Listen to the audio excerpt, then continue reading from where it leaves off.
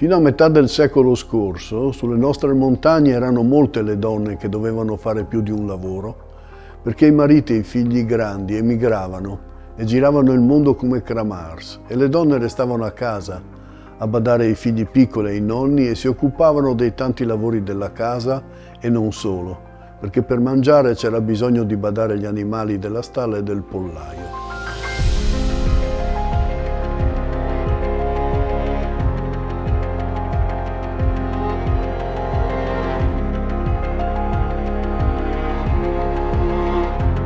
Queste donne lavoravano dall'alba al tramonto e molto di più ancora, perché per loro la giornata non era mai finita.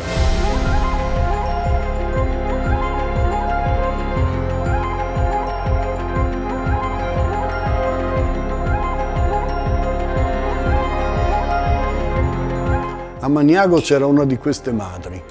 La famiglia era molto povera, non aveva appezzamenti di terreno intorno al paese e per poterla nutrire la povera donna era costretta a salire fin nei pascoli alti per falciare l'erba e seccarla e poi portarla nel fienile in una grossa gerla che si caricava sulla schiena.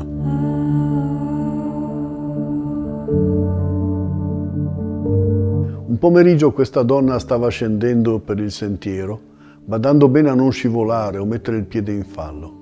Ad un certo momento vide attraversarle il sentiero una bella salamandra, molto grossa.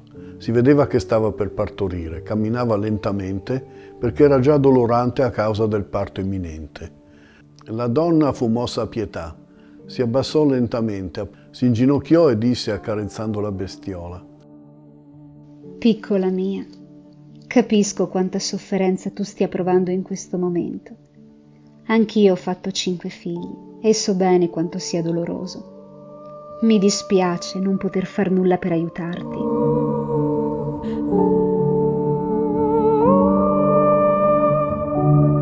Non aveva neppure finito di pronunciare queste parole che vide la salamandra trasformarsi in una bellissima donna, tutta vestita di bianco, che le tese una mano e l'aiutò a rialzarsi.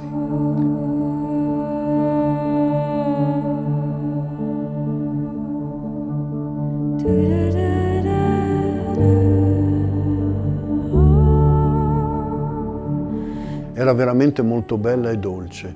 Le sorrise mentre le diceva: Ho sentito che le tue parole venivano dal cuore e te ne sono grata. Per la tua bontà d'animo e la tua generosità ti voglio fare un dono. Mentre pronunciava queste parole, pose nelle mani della donna un piccolo gomitolo molto soffice, grande come un'albicocca. Prendi questo e usalo per tenere caldi i tuoi figli e la tua famiglia. La donna ringraziò, veramente grata e felice, anche se vedendolo così piccolo, per un attimo pensò che con quel gomitolo avrebbe potuto sì e no creare una coperta per la culla del suo bambino più piccolo. Ma era felice. Il dono era bellissimo e soffice come non aveva mai sentito altra lana in vita sua. Si caricò la pesante gerla di nuovo sulla schiena e riprese la sua discesa cauta ed accorta fino al paese. La donna tornò a casa a nutrire gli animali della stalla, fece tutto quello che aveva da fare e poi, finalmente tranquilla, invece di godersi un po' di meritato riposo, si mise a tessere usando il gomitolo ricevuto dalla Gana qualche ora prima. La donna passava la trama veloce ed intanto pensava alle tante cose che avrebbe dovuto fare e organizzare il giorno successivo. Finì la copertina, ne fece un'altra più grande, poi nelle sere successive fece sciarpe, scialli e tanti altri indumenti, tutti morbidi e caldi, e per quell'inverno nessuno soffrì il freddo in tutta la sua famiglia. Usava sempre lo stesso gomitolo, che anche se grande come un'albicocca non finiva mai, e poi passò da lei a sua nipote, e poi alla nipote di questa, e poi ad altre donne.